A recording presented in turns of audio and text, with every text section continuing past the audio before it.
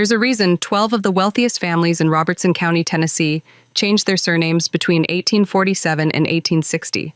12 families who had controlled the county's courts, banks, and land for over 20 years suddenly wanted nothing to do with their own names. They scattered across 4 states, some moving as far as Texas and Missouri, desperate to escape something that had happened in the autumn of 1847. What they were running from wasn't a plague, wasn't a war, wasn't a financial collapse. It was a woman. Her name was Eliza Harwell, and she was born with one blue eye and one brown eye. A condition so unusual that people in 1824 believed it meant she could see things others couldn't. But what destroyed those 12 families had nothing to do with superstition. It had everything to do with what Eliza actually witnessed over 23 years, what she understood about how power really worked in Tennessee, and what she did with that knowledge when she finally got the chance. They called it a curse. The newspapers called it the Springfield Scandal. Before we continue with how one woman brought down 12 of the most powerful men in Middle Tennessee, I need to ask you something. Where are you watching from? Drop your state or city in the comments below. And if you want more dark stories from American history that sound impossible but actually happened, subscribe and hit that notification bell. You're going to want to hear every detail of this. What makes this story so disturbing isn't that Eliza Harwell had any special power. It's that she had something these men never expected an enslaved woman to have: access to their secrets, the intelligence to understand what those secrets meant, and eventually the opportunity to speak. Robertson County, Tennessee in 1824 was a landscape of contradictions. The tobacco fields stretched green and profitable under summer suns, while the Cumberland River wound through valleys where Cherokee families had lived for generations before being pushed westward. The county seat of Springfield had grown prosperous on the backs of forced labor, its courthouse and merchants' homes speaking to wealth built on human suffering that polite society preferred not to examine too closely. The soil was rich, the growing season favorable, and by the 1820s, Robertson County had established itself as one of the more prosperous agricultural regions in Middle Tennessee. Tobacco was king, but cotton was gaining ground. And the men who controlled the land controlled everything else: the courts, the banks, the political offices, the future itself. The Harwell Plantation sat on 800 acres of prime bottomland, managed by Colonel James Harwell, a man whose reputation balanced precariously between respected landowner and something darker whispered about in quarters where enslaved people gathered after the work bells fell silent. Harwell had inherited the property from his father in 1819 and had spent 5 years expanding both his holdings and his influence. He served as a county magistrate, maintained friendships with Tennessee's political elite, and hosted gatherings where deals were made that never appeared in official records. The plantation itself was impressive by regional standards. The main house was a 2-story structure of brick and timber with a wide porch that caught the evening breeze. Behind it stretched the working heart of the operation: the tobacco barns, the curing sheds, the blacksmith's forge, the weaving house, and the 2 rows of cabins where the enslaved population lived. 73 people worked the Harwell land in 1824. Their labor generating wealth that flowed upward to the big house and outward to the banks and merchants of Springfield. On a March morning in 1824, a child was born in the cabin row behind the main house. The midwife, an elderly woman named Ruth, who delivered 3 generations of babies, both enslaved and free, had seen many things in her 70 years. She'd seen breech births and twins, stillbirths and miracles, children who came into the world screaming, and children who arrived silent as snowfall. But she'd never seen eyes like the ones that looked up at her from the infant girl child she placed in her mother's arms. One eye was pale gray blue, luminous as a winter sky reflected in water. The other was deep brown, almost black in certain lights.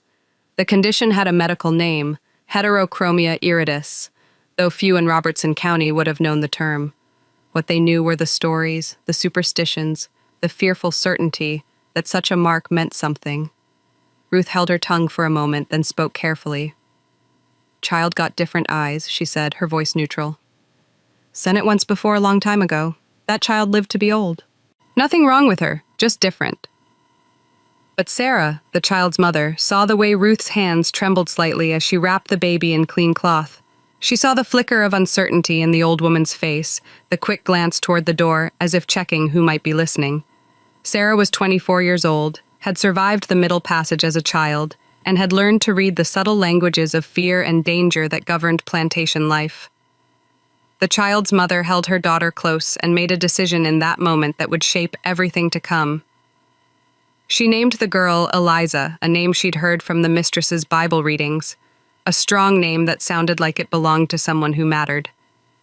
And she resolved to raise her as normally as possible, despite the stars and whispers that would inevitably follow. For the first 6 years of Eliza's life, that plan worked reasonably well. Children in the quarters accepted her easily enough, fascinated by her eyes, but unbothered once the novelty faded. They played the same games, shared the same meager meals, learned the same lessons about survival and silence that all enslaved children learned.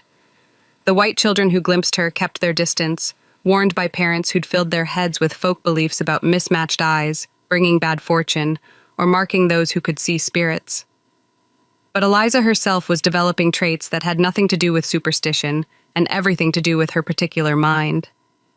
She could hear a story once and repeat it back word for word a week later. She could recall with perfect clarity conversations she'd overheard years before. She noticed patterns that others missed, remembered faces and names and connections with an accuracy that was at first merely impressive to those who noticed. Her mother, Sarah, recognized it early. By age 4, Eliza could recite entire songs after hearing them once. By 5, she could describe in detail events that had happened 2 years prior, remembering not just what happened, but who was present, what they wore, what the weather was like. By 6, she'd begun to understand that this gift made her different in ways that went beyond her unusual eyes. As she grew older, it became something else entirely. The summer of 1830 brought a drought that left the tobacco yellowing in the fields and tempers running short across Robertson County. The Cumberland River dropped to levels that exposed rocks and sandbars that hadn't been visible in living memory. Crops struggled. Enslaved people worked longer hours trying to save what could be saved, hauling water from increasingly distant sources while the sun beat down merciless and unrelenting. Eliza was 6 years old, recently assigned to work in the main house under the supervision of Martha, the head housekeeper who'd served the Harwell family for 30 years. Martha was a woman of quiet authority, respected by both the enslaved community and the white family she served. She'd learned to navigate the impossible terrain of plantation life, understanding when to speak and when to remain silent, when to push back and when to submit, surviving through a combination of intelligence, diplomacy, and carefully cultivated usefulness. It was Martha who first recognized what made Eliza different. Not her eyes, which had lost their novelty through familiarity, but her memory. The child heard instructions once and executed them perfectly days later. She could recall which guests had visited 3 weeks prior, what they'd eaten, what they'd discussed while she cleared their plates. She knew which cabinet held which dishes without being told twice, could recite the entire week's menu after hearing the cook plan it once on Monday morning, remembered the names of people she'd met only briefly months before. Martha watched this with growing concern. She'd seen enough of plantation life to understand that intelligence in enslaved people was simultaneously valued and feared, useful enough to exploit, dangerous enough to suppress. A child who appeared too smart, too observant, too capable of understanding the mechanisms of power around her was a child in danger. One evening in late July, after the household had settled and most people were asleep, Martha sought out Sarah in the quarters. They spoke in whispers, their voices barely audible over the chorus of crickets and tree frogs.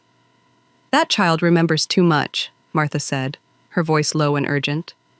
"I watch her. She hears something once, she got it forever. I seen her tell Miss Harwell about a conversation from 2 weeks back.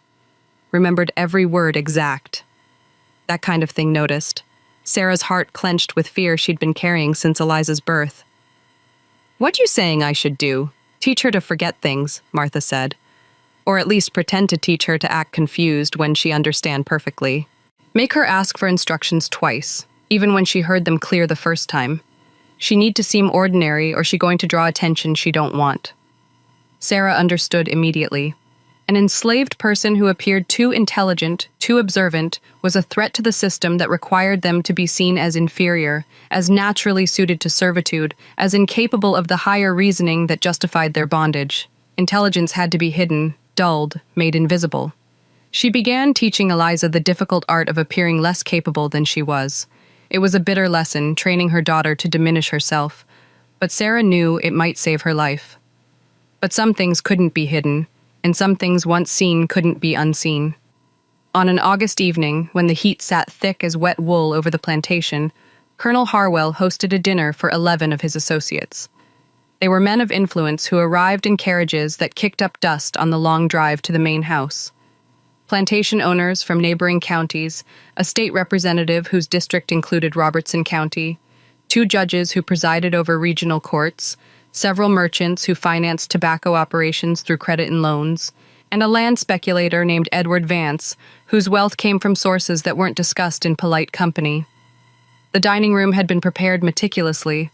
Martha had overseen every detail, the china arranged just so, the silver polished until it gleamed in candlelight, the linens pressed and spotless. The food was elaborate by rural Tennessee standards: roasted pork and chicken, corn pudding, greens cooked with fatback, fresh bread, fruit preserves, and pies made with the last of the previous year's dried apples. Eliza, small enough to be easily overlooked, moved through the dining room, refilling water glasses and removing empty plates. Martha had positioned her there deliberately, knowing the child's memory, and hoping she'd simply blend into the background. The men had been drinking heavily, bourbon flowing freely as the evening progressed, their voices growing louder, their words less guarded with each passing hour. Eliza heard Edward Vance boasting about a recent acquisition, his voice thick with satisfaction and alcohol. Bought the Fuller property for 1/3 of its value. The widow never knew her husband had signed over the deed as collateral 3 years ago. Documentation I happened to acquire through appropriate channels. By the time she figured it out, the foreclosure was final. Couldn't have worked more perfectly if I'd planned it myself. She heard Judge Thornton laugh, a sound without humor, as he described dismissing a case brought by a freed black man named Isaac, who was trying to reclaim his 3 children. The children had been sold before Isaac's manumission papers were finalized, and he'd spent 2 years working to earn enough money to buy them back, only to discover they'd been sold separately to buyers in 3 different counties. Couldn't let that precedent stand, Judge Thornton explained, gesturing with his glass. Man brings a case like that, wins it. Next thing you know, every one of them would be flooding the courts with similar claims. Have to maintain order, maintain the system. I dismissed it on technical grounds, improper filing procedures. He didn't have representation, of course. Couldn't afford it, made it simple enough. The other men nodded appreciatively, understanding the implications. The law existed not for justice, but for maintaining power structures that benefited them. She heard Colonel Harwell himself discussing a plan to manipulate the county assessor into undervaluing certain properties along the Cumberland River bottomland, making them vulnerable to acquisition by what he called our consortium. The plan involved a complex scheme of coordinated lowball offers, manufactured debts, and strategic foreclosures that would transfer prime farmland from struggling small farmers to the men in this room. And she heard something else, something that made her pause with a water pitcher frozen in her small hands, her heart suddenly loud in her ears. The men were discussing a woman named Grace Thornahill, a free woman of color who owned 40 acres of prime farmland just outside Springfield. She'd inherited it from her white father, a respected merchant who'd freed her mother and their 3 children in his will and left them property that should have secured their future. Grace Thornhill had refused multiple offers to sell the land. She'd built a successful small farm operation, growing vegetables and raising chickens, supplying Springfield's market with produce that was known for its quality. She'd done everything right, followed every law, paid every tax, maintained her freedom papers with meticulous care. The conversation turned to speculation about how unfortunate it would be if questions arose about the legitimacy of her father's will.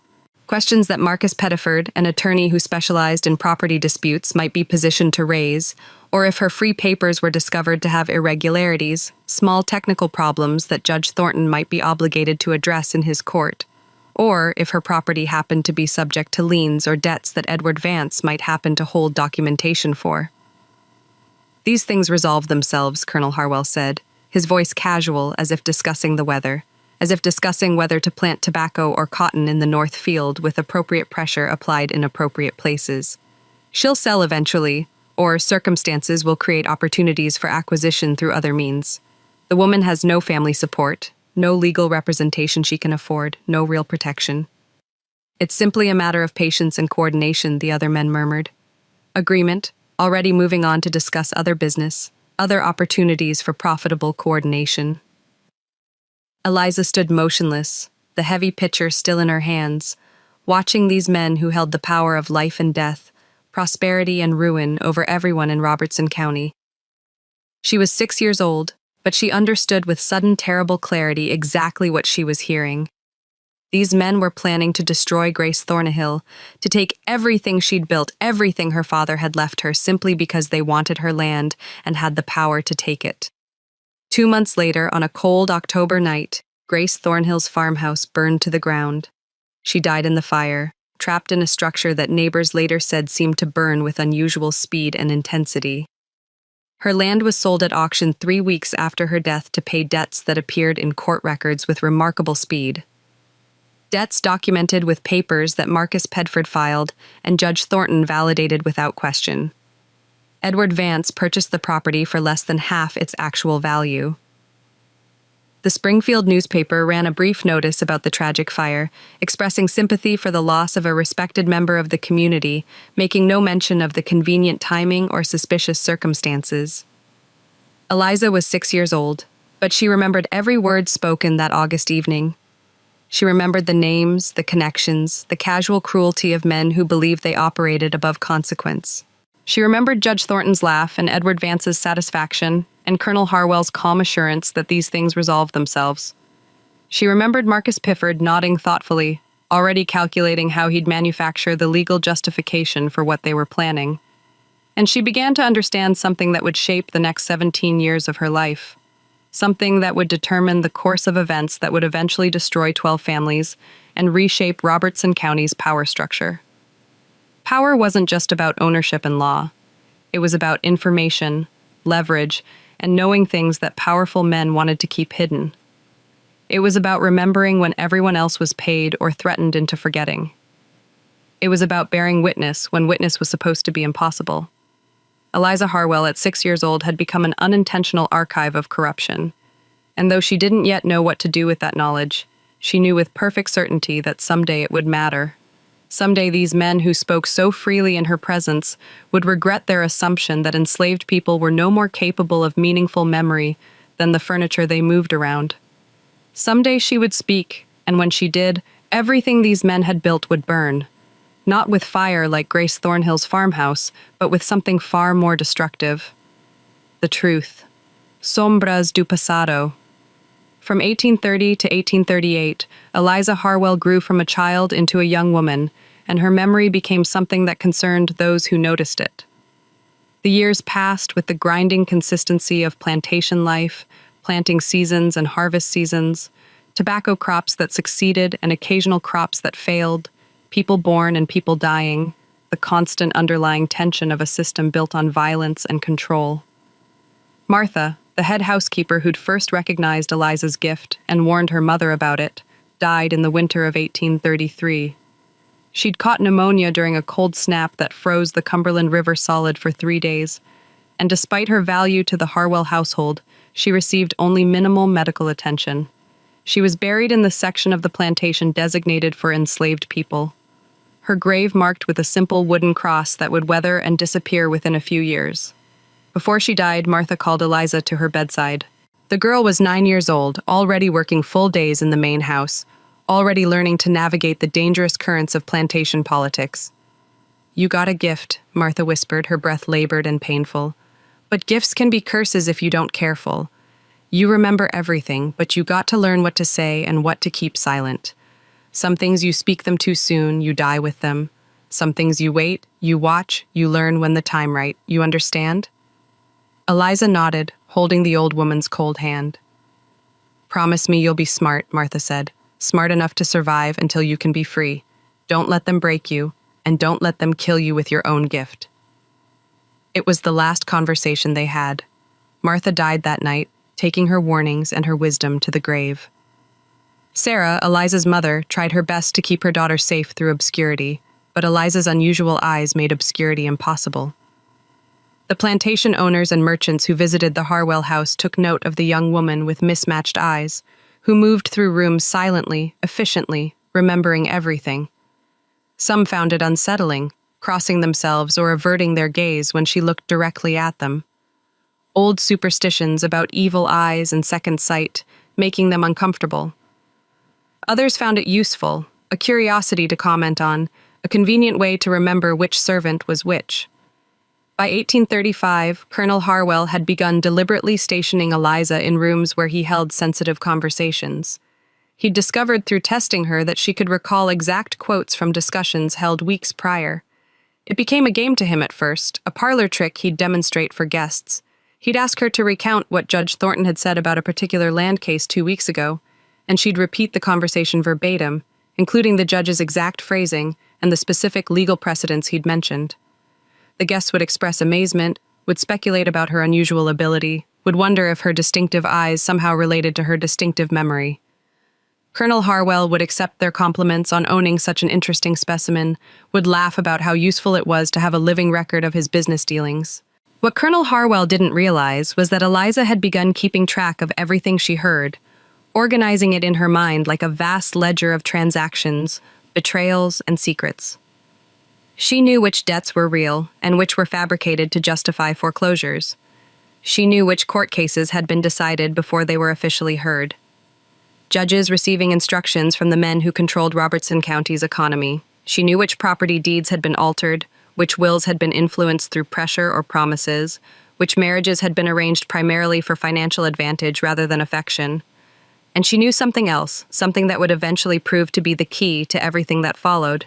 She knew the connections between the 12 men who regularly gathered at the Harwell Plantation, the web of mutual interest and coordinated manipulation that allowed them to control Robertson County completely. They called themselves the Springfield Association, though no such organization existed in any official record, no charter filed with the state, no membership list kept in any courthouse. It was an informal arrangement, the kind that powerful men have always made, coordinating their interests to multiply their individual power.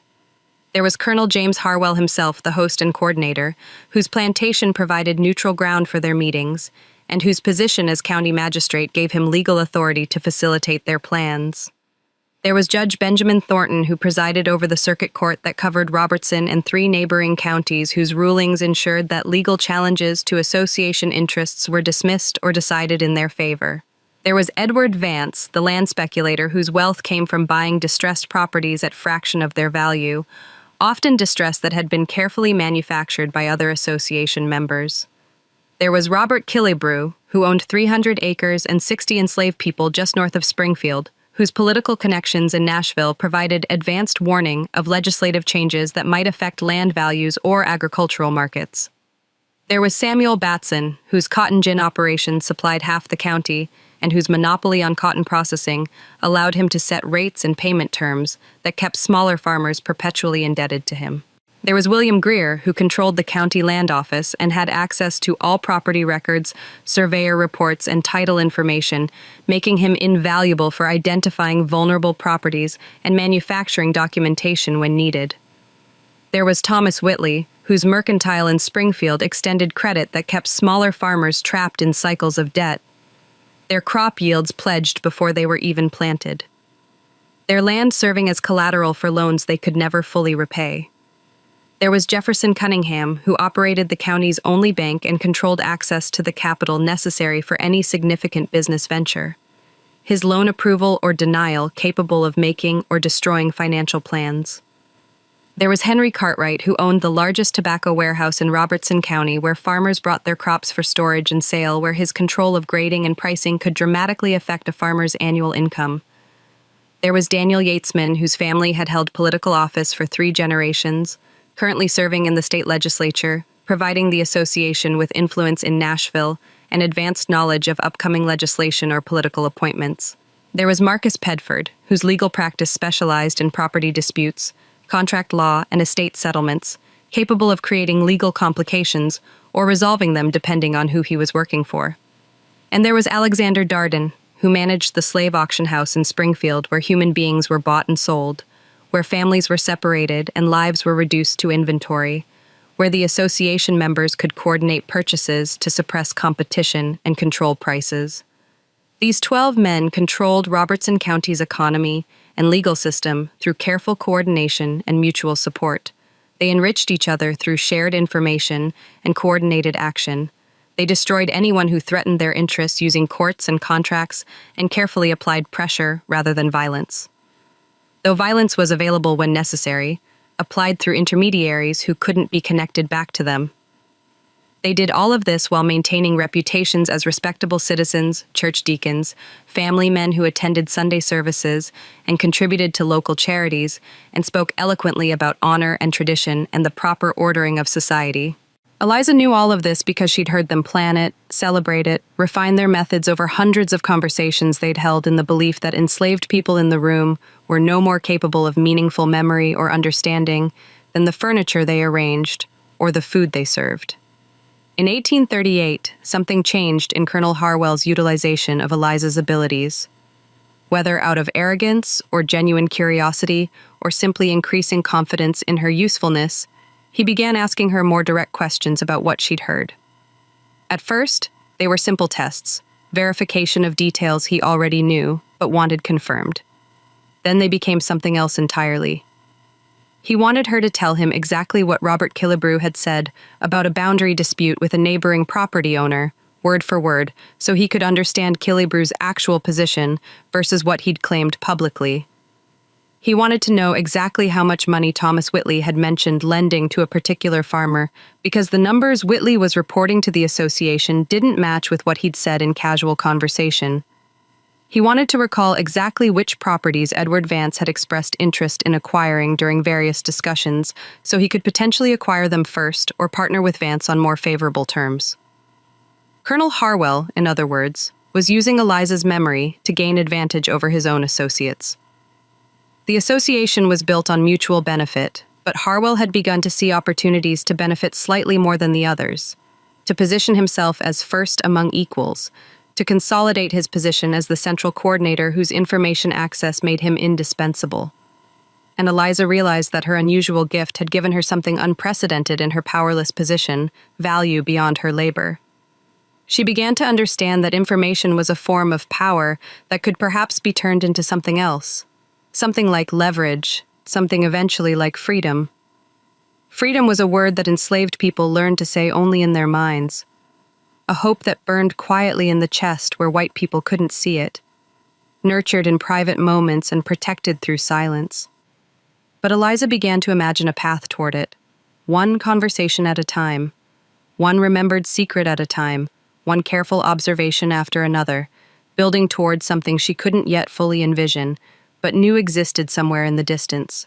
What she didn't yet know was how high the cost would be, or how many people would be destroyed in the process, or that the destruction would include not just the 12 men of the Springfield Association, but their families, their descendants, their carefully constructed legacies that would be reduced to ash and scandal and names that people changed to escape from.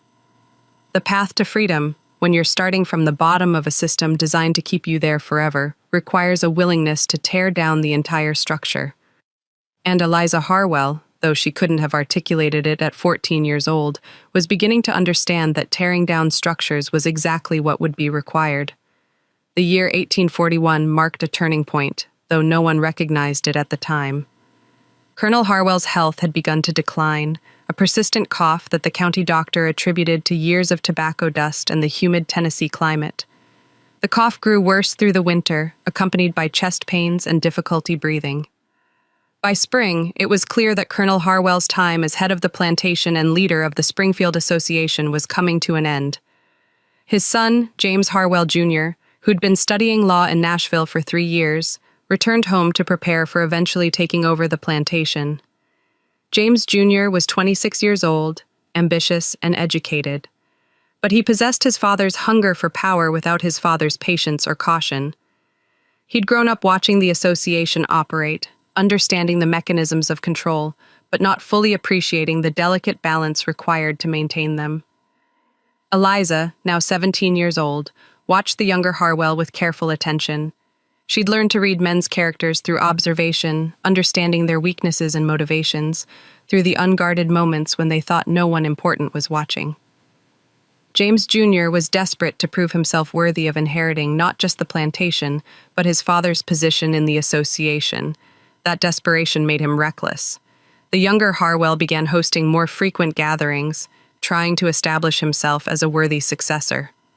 The 12 men of the association attended these meetings with varying degrees of enthusiasm. Some, like Judge Thornton and Edward Vance, were supportive, seeing in James Jr. a continuation of profitable arrangements.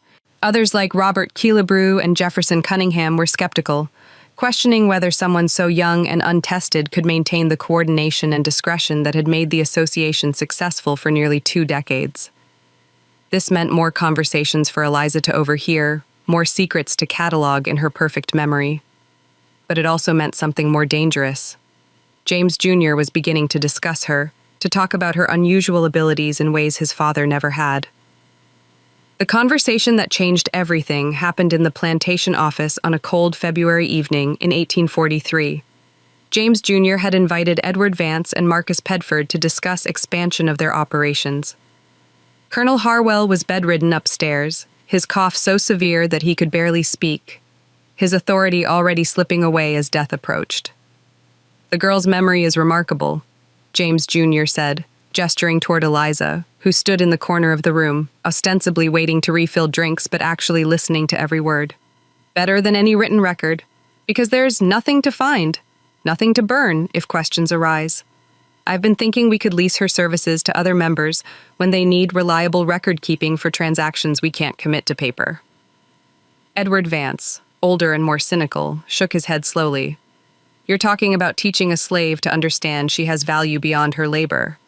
That's dangerous territory, James. Your father understood that. He used her, yes, but he never let her know she was valuable, never gave her reason to think she had leverage." Marcus Pifford, the attorney who'd drafted countless fraudulent documents for the association, added quietly, "She already understands. Look at her eyes. She's listening to every word we're saying right now. She's been listening for years. The question isn't whether she understands her value. The question is what she plans to do with that knowledge." James Jr. laughed, a sound that carried more bravado than confidence. "She's property. Understanding doesn't change that. She can know she's valuable, can even know secrets that would damage us. But what can she do? Who would believe her testimony? Who would give her a platform to speak? The system protects us completely." But Eliza had already learned something crucial from that conversation, something that Marcus Pedford had inadvertently revealed through his concern. The Springfield Association feared written evidence of their dealings.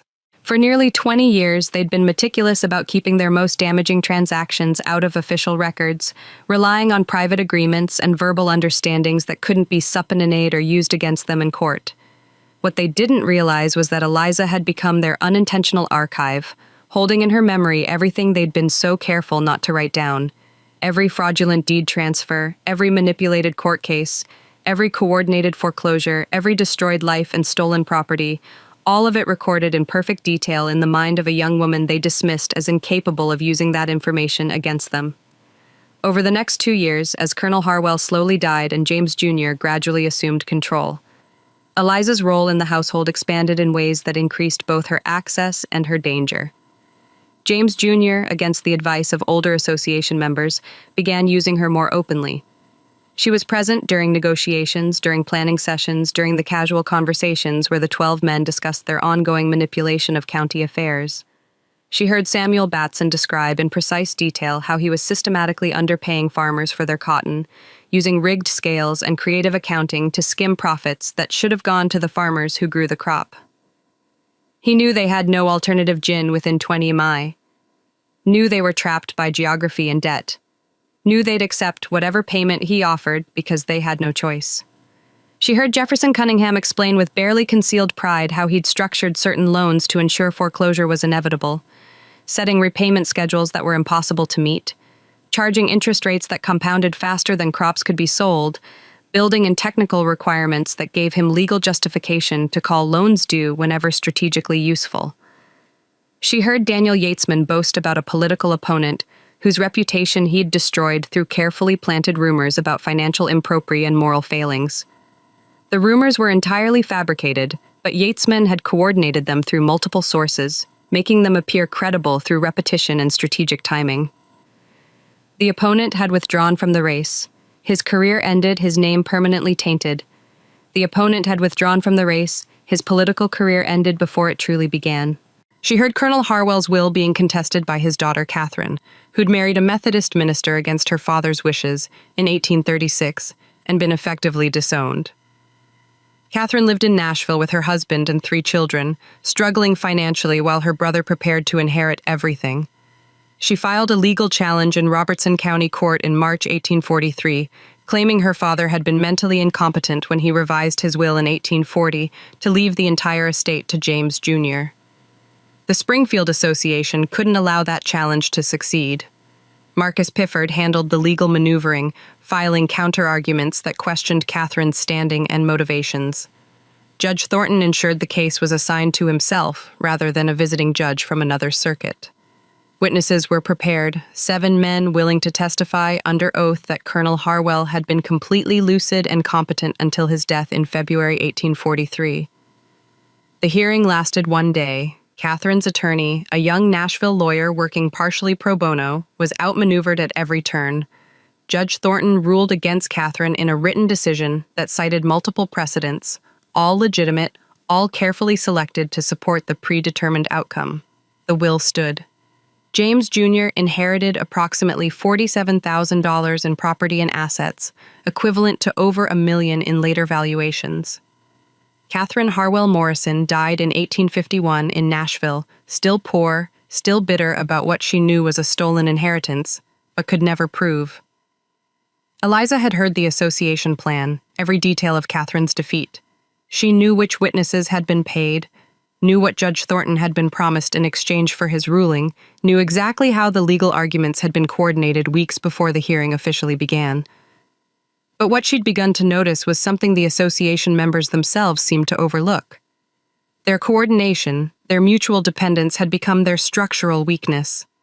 Each man's secrets were entangled with the other's. The documentation for Edward Vance's fraudulent property acquisitions had been prepared by Marcus Pedford and validated in Judge Thornton's court using county records accessed through William Greer. The loans that Jefferson Cunningham issued were secured by crop sales through Henry Cartwright's warehouse and processed through Samuel Batson's gin. The political cover that Daniel Yatesman provided in Nashville depended on financial support from all 12 members. Expose one thread and the entire web became visible. Destroy one man's credibility and questions would naturally extend to his associates. It was a system that worked perfectly as long as it remained hidden, but was extraordinarily vulnerable once examined. Eliza was 20 years old in 1844. She was enslaved, legally considered property worth approximately $900 on the open market based on her age, health, and capabilities. She was powerless in every way that Tennessee law recognized, but she knew things that could destroy 12 of the most powerful men in Middle Tennessee. She knew exact dates, specific amounts, precise quotes, verifiable details. She knew where the bodies were buried metaphorically and, in at least 2 cases, literally, though details would never make it into official court records. The question was what to do with that knowledge and whether the cost of using it would be survivable. In the spring of 1844, James Harwell Jr. made a disastrous investment that accelerated everything. He'd been approached by a cotton speculator from Memphis with a proposal to invest in cotton futures, essentially betting on price increases expected due to potential crop failures being reported from Georgia and South Carolina. The speculator had impressive credentials, claimed inside knowledge from Charleston factors, presented documentation that looked legitimate. James Jr. invested $8,000 of plantation funds. He also convinced 3 other association members to invest. Robert Killebrew put in $5,000. Samuel Batson invested $3,000. And Edward Vance contributed $4,000. The total investment of $20,000 represented significant capital even for men of their wealth. The speculation scheme collapsed in August when it was revealed that the crop failure reports had been exaggerated, possibly fabricated by the Memphis speculator who'd taken money from multiple investors and disappeared. Criminal charges were filed, but the man was never located. The investors lost everything. $20,000 gone, the equivalent of 15 years' profit from a mid-sized plantation. The loss itself was damaging enough, but the real destruction came from what it revealed about James Jr.'s judgment and the tensions it created within the association. Robert Killebrew, who'd lost the most, was furious. He'd invested based on James Jr., as assurances based on trust in the Harwell name and assumption that James Jr. had verified the opportunity as thoroughly as his father would have. The Springfield Association's unity, which had seemed unshakable for nearly 20 years, began showing visible fractures. Meetings at the Harwell Plantation grew tense, voices raised in ways that would have been unthinkable when Colonel Harwell was alive. Samuel Batson demanded immediate repayment from plantation funds. Edward Vance suggested James Jr. to sell portions of the property to cover the losses. Robert Killebrew made barely concealed threats about exposing certain shared arrangements if he wasn't made whole. Eliza watched these confrontations with careful attention, understanding that crisis creates opportunity. The association was weakening, trust was breaking down, self-interest was overwhelming mutual benefit. And James Jr., desperate and cornered, made the decision that would ultimately destroy everything. He decided to sell Eliza. The decision came in October 1844 after a particularly heated association meeting where Robert Killebrew had explicitly stated that if James Jr. couldn't manage his own finances, perhaps he couldn't be trusted to coordinate their collective interests. The implicit threat was clear. The association might withdraw support, might even become hostile if James Jr. didn't restore confidence. James Jr. needed money immediately. But more than that, he needed to eliminate a vulnerability that Marcus Pifford had pointed out months earlier. Eliza knew too much. She'd been present for too many conversations, had heard too many details about operations that couldn't survive scrutiny. As long as she was in Robertson County, she was a potential threat. The solution was to sell her, not locally where buyers would know about her unusual memory and distinctive eyes, but south to Mississippi or Louisiana, to a market where she'd be just another young house servant, where her capabilities would go unrecognized, where she'd be absorbed into a large plantation operation and effectively disappear. James Jr. contacted a slave trader named William Hatcher, who operated between Nashville and Natchez. Hatcher agreed to transport Eliza south as part of a coffle scheduled to depart in mid-July 1845. The price agreed upon was $950, slightly above market rate, with Hatcher understanding that the sale needed to happen quietly without advertising or public auction. Eliza learned about the sale in November. She overheard James Jr. discussing it with Thomas Whitley, explaining his reasoning, the strategic value of removing a potential liability. The sale was 8 months away. She had that long to find an alternative. 8 months to somehow secure her freedom despite having no money, no legal standing, no obvious allies, and no realistic pathway under Tennessee law. The impossibility of the situation would have crushed most people. But Eliza had spent 20 years watching powerful men manipulate systems, exploit weaknesses, and achieve things that seemed impossible through careful planning and strategic leverage. She began planning with the same methodical attention that the Springfield Association applied to their schemes. First, she needed to learn to write.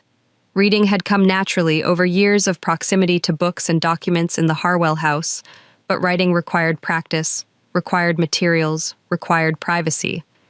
She began using charcoal on wooden boards that could be wiped clean, practicing letter formation in the early morning hours before the household woke. She formed letters in dirt outside the cabins that could be smoothed away instantly. She traced words in ash on the hearthstones in the kitchen house, developing the fine motor control needed for legible handwriting. By March 1845, she could write clearly enough to compose a simple letter. Second, she needed an intermediary, someone with enough credibility and independence to potentially help her, someone who wasn't part of the Robertson County power structure that the association controlled. The opportunity arrived in late May when Reverend Thomas Walsh came to Springfield for a week of revival services. Walsh was a circuit preacher based in Nashville, known for passionate sermons about moral corruption and Christian duty. He'd built a reputation across Middle Tennessee, drawing large crowds and making connections with politicians, journalists, and reformers in Nashville, who were increasingly critical of slavery and the political power of plantation owners. Walsh stayed, as such preachers customarily did, with prominent families who could afford to host him. He spent 3 nights at the Harwell Plantation, arriving on a Tuesday evening and departing Friday morning. On Wednesday night, Eliza did something that required timing, nerve, and enormous risk. She'd been assigned to prepare the guest room, which gave her legitimate access.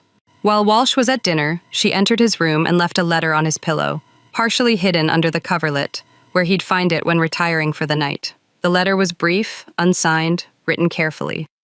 Sir, a Christian man who preaches against corruption might wish to know that great corruption exists in Robertson County, involving theft of property, manipulation of courts, and destruction of innocent people. Detailed information is available from someone who has witnessed and can recount specific acts with complete accuracy. If you wish to learn more, walk past the large oak tree at the east property boundary at dawn Thursday. Come alone. This concerns matters of justice that may interest a man of God.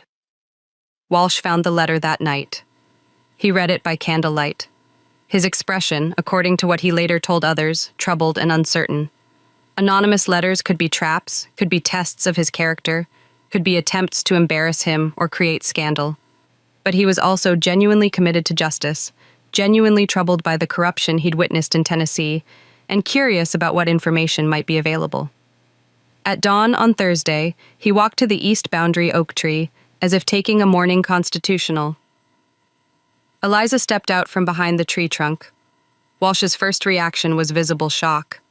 Whatever he'd expected, it wasn't a 21-year-old enslaved woman with one blue eye and one brown eye looking at him with an intensity that made clear this was no prank or mistake. "You wrote the letter," he said quietly. "Yes, sir," Eliza replied. "I can write, I can read, and I can remember everything I've heard in this house for 15 years. Everything about 12 men who control this county through corruption, theft, and manipulation of courts. Everything with dates, names, amounts, specific details." Walsh stared at her.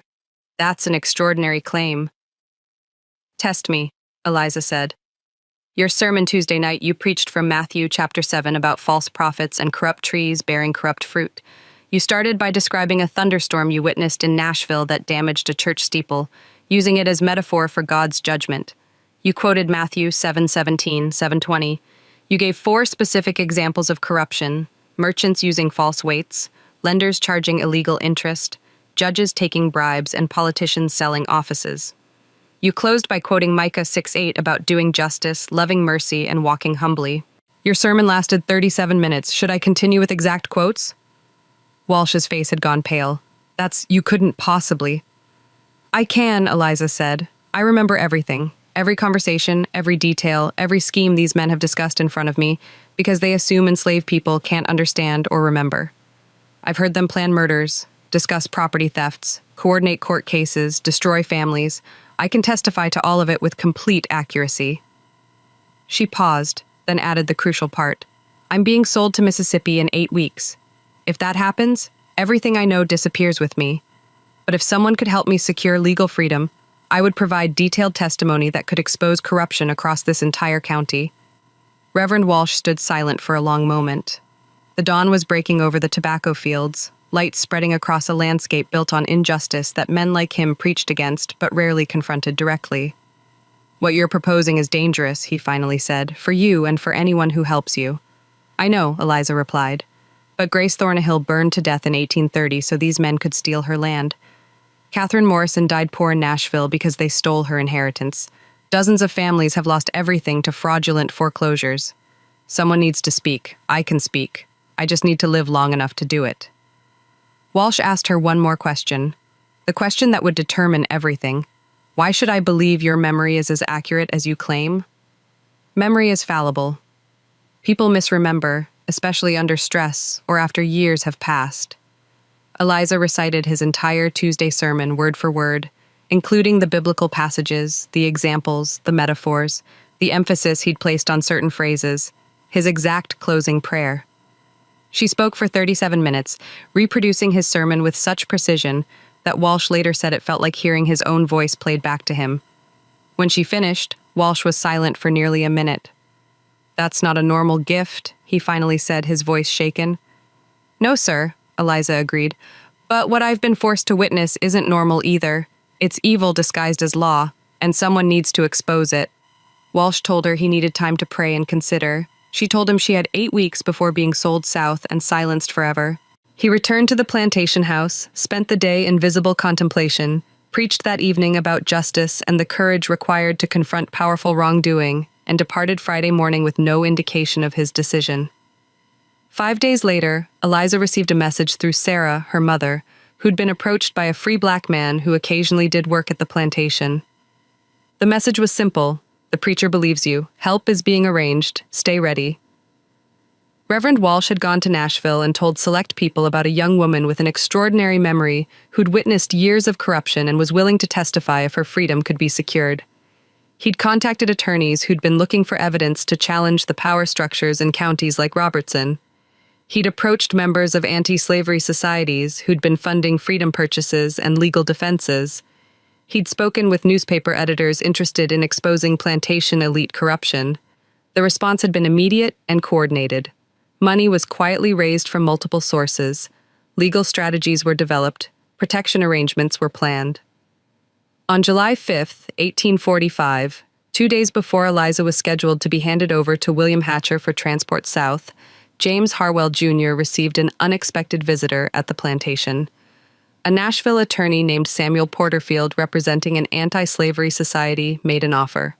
Pundy $200 for Eliza's freedom, money to be paid immediately in cash, manumission papers to be processed through Davidson County courts rather than Robertson County to avoid complications.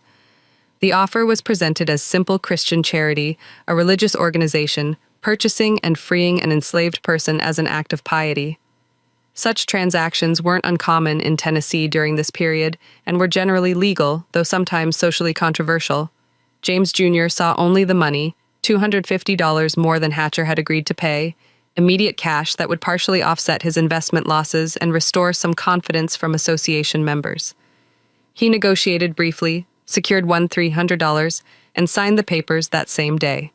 The transaction was processed through Nashville courts within a week. Eliza Harwell became a free woman on July 12, 1845. She was transferred to a Nashville guardian, a widow named Mrs. Elizabeth Crane, who was sympathetic to the anti-slavery cause and agreed to provide housing and legal protection. By the time James Harwell Jr. fully understood what had happened, Eliza was in Nashville, beyond Robertson County jurisdiction under legal protection, and beginning to meet with attorneys who were preparing cases that would eventually involve multiple courts across Tennessee. The realization swept through the Springfield Association like panic. James Jr. called an emergency meeting on July 18th. All 12 men gathered at the Harwell plantation on a hot evening, mosquitoes swarming outside, tension thick inside the main house. The conversation, later reconstructed through testimony from a house servant who overheard portions, was frantic. They'd lost control of their living archive. 20 years of carefully hidden corruption might be exposed because James Jr. had sold away the one person who could destroy them all. Robert Killebrew demanded to know how James Jr. could have been so stupid. Edward Vance suggested they might be able to challenge the manumission papers on technical grounds. Judge Thornton pointed out that even if they did, she was in Davidson County now, where different judges presided, and their influence was limited. Marcus Pedford, the attorney, spoke the truth they all understood. She's legally free, she's under protection in Nashville, and she knows everything. Every fraudulent deed, every manipulated case, every foreclosure, every scheme we've discussed for 20 years. If she testifies, we're finished. Someone suggested buying her silence. Someone else pointed out that she'd already chosen to speak rather than disappear into Mississippi slavery. She wasn't going to be bought. Someone mentioned more extreme solutions. The suggestion was immediately shouted down.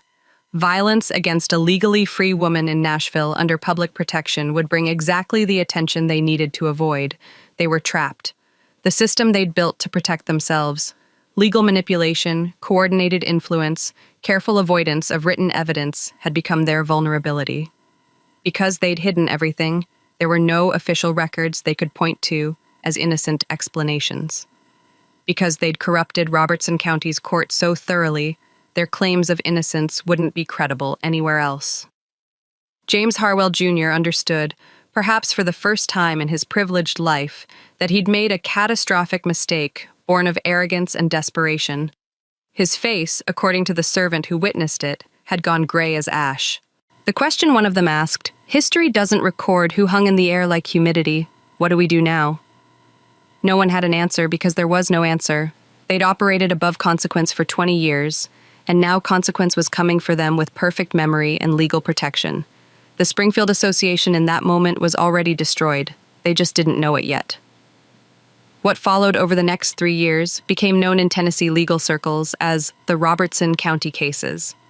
Though newspapers eventually called it the Springfield corruption scandal, the legal proceedings were complex, involving multiple jurisdictions, multiple types of cases, and eventually drawing attention from as far away as New York and Boston, where abolitionist newspapers seized on the story as evidence of systemic corruption in slave states.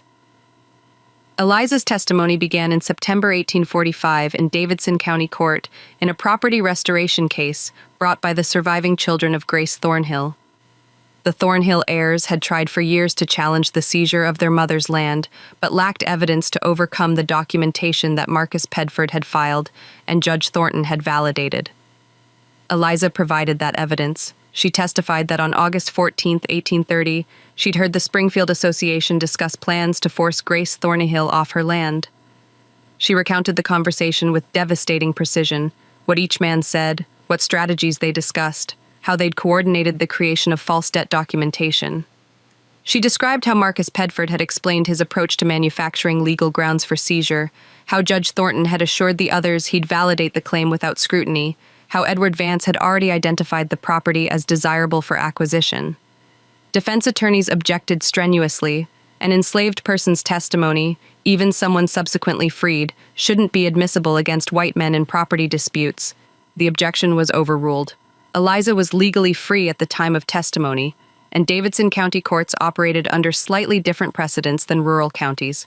They challenged her memory. How could anyone remember exact quotes from 15 years prior? The judge allowed Eliza to demonstrate. She recited word for word opening statements from both attorneys that had been given 2 days earlier. Court's stenographers confirmed her accuracy was perfect.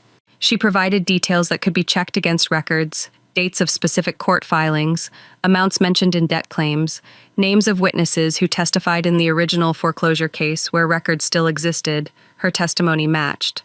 Where records had been conveniently lost, the pattern of convenient loss itself suggested accuracy of her claims about manipulation.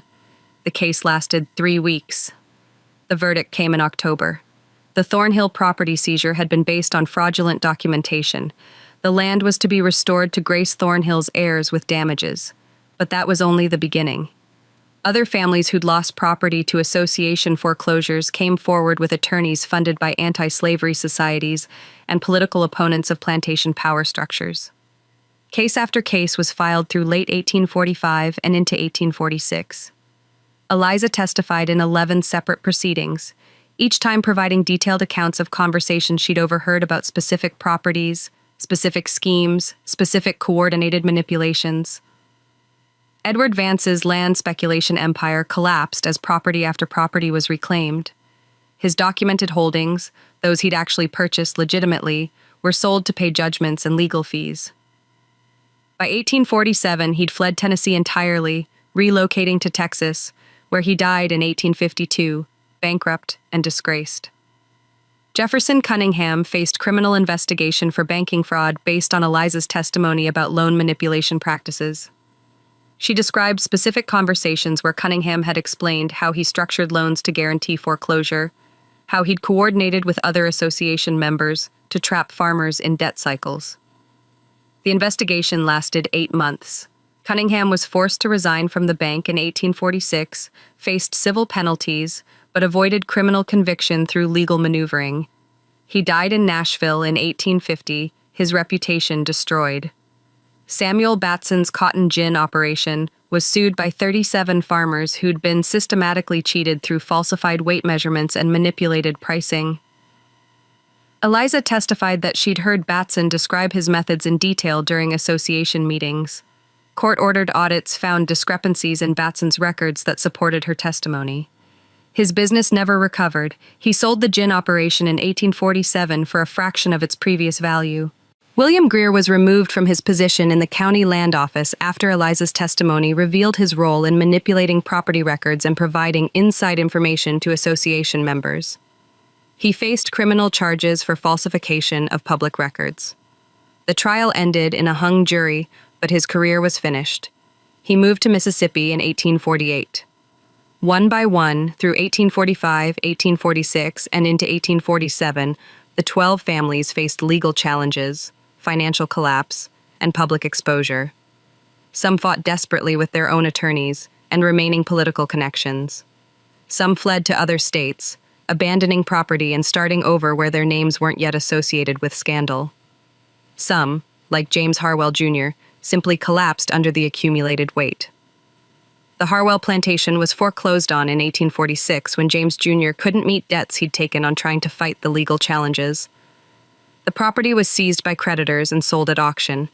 James Jr. disappeared from Tennessee, last documented in Arkansas Territory in 1849, working as a clear in a trading post.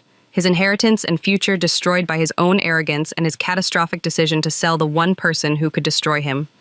The legal battle reached its climax in May 1847 during a consolidated criminal trial in Nashville that attempted to address the most serious charges against association members: conspiracy to defraud, falsification of court documents, and bribery of public officials. The trial lasted 3.5 weeks, drawing spectators from across Tennessee and journalists from multiple states. Eliza testified for 6 full days, examined and cross-examined repeatedly. She sat in the witness box with her distinctive mismatched eyes fixed on the jury, and she methodically dismantled 2 decades of carefully hidden corruption. She recounted specific conversations with exact dates. She described the physical locations where conversations occurred. She named names and quoted exact phrases. She explained the connections between seemingly unrelated events, showing how various schemes had been coordinated. Defense attorneys challenged her relentlessly. They brought witnesses who claimed she was mistaken about certain details. But when those details were checked against other evidence, Eliza's account proved accurate more often than her challengers. They argued that her testimony couldn't be trusted because of the impossible nature of her memory. But court officials had tested her extensively, and her demonstrated ability to recall complex information with perfect accuracy was now well established in the record. They tried to claim that her unusual eyes indicated mental instability, bringing in a doctor from New York who speculated about possible connections between heterochromia and various neurological conditions. The prosecution countered with 3 other doctors who testified that eye color had no established relationship to mental capacity or memory function, and that Eliza had been examined by physicians who found her completely mentally sound. They attempted to discredit her motives, suggesting she'd been coached by abolitionists seeking to manufacture scandal. But the specificity of her testimony, details about events from years before anyone knew she'd eventually testify, made coaching impossible to explain. The trial ended with mixed verdicts. On June 17, 1847, Judge Benjamin Thornton was convicted of judicial misconduct and removed from the bench, though he avoided prison time. Marcus Pifford was disbarred and faced civil penalties, but no criminal conviction. Several others were convicted of lesser charges, paying fines, or facing brief jail terms. The legal system, even when confronting corruption, protected its own to some degree. Many serious charges resulted in acquit or mistrials. Wealthy men with good attorneys could still navigate outcomes better than the evidence might warrant. But the practical impact went far beyond the criminal verdicts. The Springfield Association was utterly destroyed as a functioning entity. The 12 families who'd controlled Robertson County for 2 decades found their power broken, their reputations shattered, their financial empires reduced to wreckage. Properties were sold to pay legal fees and court judgments. Political careers ended abruptly, social standing evaporated overnight. And throughout Middle Tennessee, people understood what had happened. A woman they dismissed as property, whose unusual gift they'd exploited without ever imagining it could be turned against them, had brought down 12 of the most powerful men in the region through nothing more than memory and truth. The word cursed began circulating in Robertson County, spoken in hushed tones in parlors and church socials. The woman, with 2 different colored eyes, had cursed 12 families, bringing ruin wherever her gaze had fallen. But Eliza Harwell had never needed curses or supernatural power. She'd needed only memory, patience, courage, and the opportunity to finally speak what she'd been forced to witness in silence. Eliza Harwell lived another 26 years after the trials concluded. Her life from 1847 until her death in 1873 remained largely private, deliberately so. She'd spent 3 years in public view, testifying repeatedly, her face and story known across Tennessee and beyond. What came after was a conscious retreat from that visibility. What is known comes from fragmentary records, census data, occasional mentions in Nashville newspapers, court documents from a few later cases, and oral history passed down through families, though those accounts are difficult to verify and often contradict each other. She never returned to Robertson County, that much is certain.